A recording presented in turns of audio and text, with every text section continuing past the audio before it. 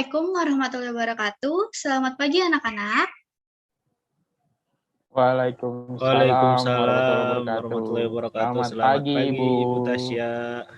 Wah, Ibu ngeliat wajah-wajah yang ceria nih di pagi nih. Gimana kabarnya anak-anak? Semuanya sehat? Alhamdulillah sehat, Bu. biasa, Ibu. Alhamdulillah, semoga kita semua tetap diberi kesehatan ya anak-anak. Baik, sebelum kita memulai mata pelajaran OTKP di pagi ini, ada baiknya kita berdoa terlebih dahulu. Silakan Ramba dipimpin doa. Baik semuanya, sebelum memulai pembelajaran, alangkah baiknya kita berdoa menurut agama dan kepercayaan masing-masing. Berdoa mulai. Berdoa selesai. Baik, terima kasih Ramba. Anak-anak, Ibu sudah memberikan link presensi Zoom di kolom chat Zoom, link presensi absen maksud Ibu. Silakan anak-anak isi dulu, Ibu beri waktu 5 menit dari sekarang. Oke, setelah Ibu lihat, alhamdulillah semuanya hadir ya anak-anak. Ibu harap gak ada yang bolos di mata pelajaran Ibu. Tapi di sini masih ada yang belum on cam. Coba tolong Safa Azahra dan Vina Devi tolong on cam dulu ya. Baik, Ibu.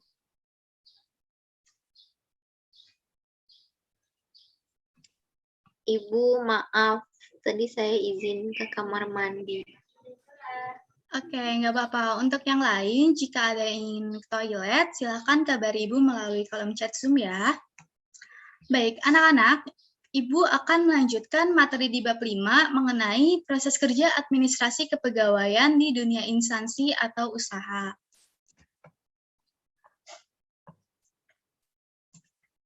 Baik, tujuan dari pembelajaran kita yaitu siswa mampu mengamati dan menganalisis proses kerja administrasi kepegawaian di dunia instansi atau usaha. Dan outputnya siswa dapat menjelaskan dari proses kerja administrasi kepegawaian di dunia instansi atau usaha. Baik, anak-anak, di pertemuan sebelumnya kita sudah membahas mengenai definisi dari administrasi kepegawaian. Ada yang masih ingat nggak? Apa sih definisi dari administrasi kepegawaian itu? Ada yang tahu?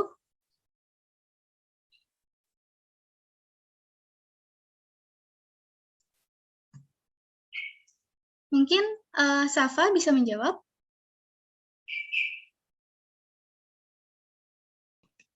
Oh ya, maaf Bu. Saya izin menjawab. Terdengar nggak Bu suaranya? Terdengar, Safa. Dengar. Oh ya Bu. Administrasi kepegawaian ini adalah sistem terbuka yang terdiri atas komponen yang dikendalikan ke arah sasaran. Oke, terima kasih Safa. Jawaban Safa betul, tapi masih kurang lengkap nih. Ada yang bisa nambahin jawabannya Safa? Saya Ibu. Silakan Vina.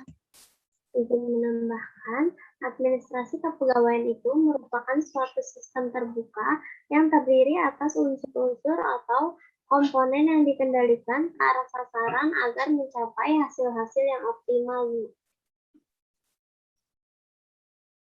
Oke, betul sekali ya jawabannya Vina. Jadi sesuai yang dengan anak-anak bisa lihat di slide bahwa administrasi kepegawaian merupakan suatu sistem terbuka yang terdiri atas unsur-unsur atau komponen yang dikendalikan ke arah sasaran agar mencapai hasil yang optimal.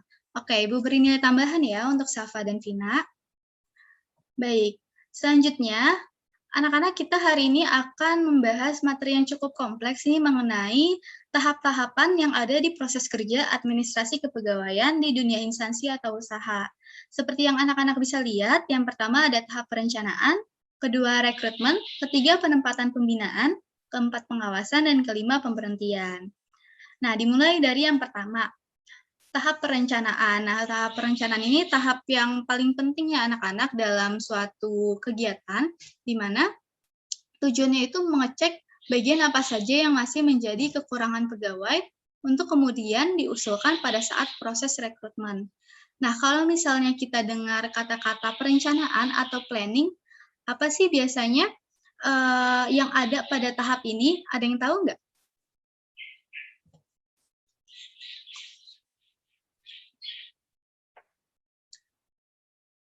Mungkin Ramba bisa menjawab? Baik Bu, saya akan jawab Bu. Mungkin seperti menentukan tujuan yang ingin dicapai Bu, atau berapa lama kegiatan yang harus dilakukan, betul tidak Ibu? Ya, betul sekali Ramba. Jadi, seperti yang bisa anak-anak lihat, bahwa yang pertama kita harus tentuin dulu tujuan apa yang hendak kita capai dalam sebuah tim di organisasi. Kemudian, kita harus menentukan juga oleh siapa, berapa lama, kapan, dan di mana kegiatan tersebut harus dilakukan. Oke, Ibu beri nilai tambahan juga ya untuk Ramba. Baik, selanjutnya proses rekrutmen. Nah, rekrutmen ini merupakan kegiatan yang dilakukan oleh instansi untuk mendapatkan calon pegawai sesuai dengan kriteria yang dibutuhkan. Nah, kita kan biasanya suka dengar misalnya di SMK tuh ada rekrutmen OSIS, ada rekrutmen MPK, tapi di sini beda ya anak-anak. Kalau di instansi atau di dunia usaha gitu, rekrutmen itu terdiri atas beberapa metode anak-anak. Yang pertama, bisa melalui iklan di media massa, seperti lewat TV, lewat radio, koran, maupun internet.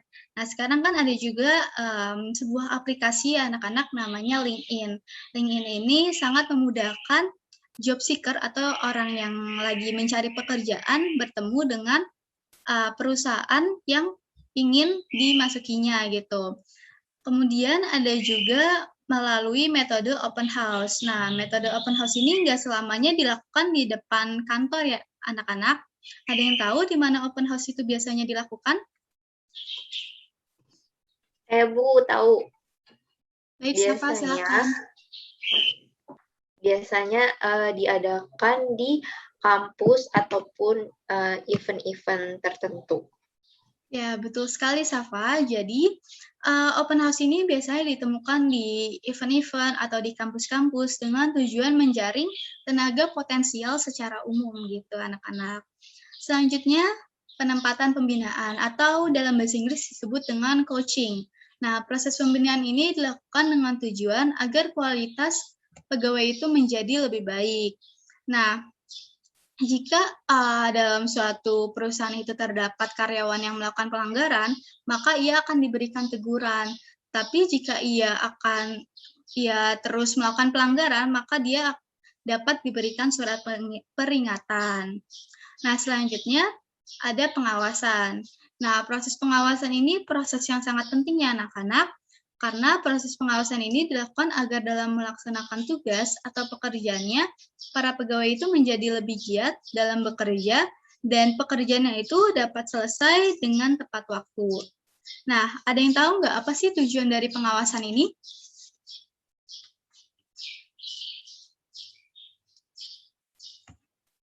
Mungkin Vina bisa menjawab?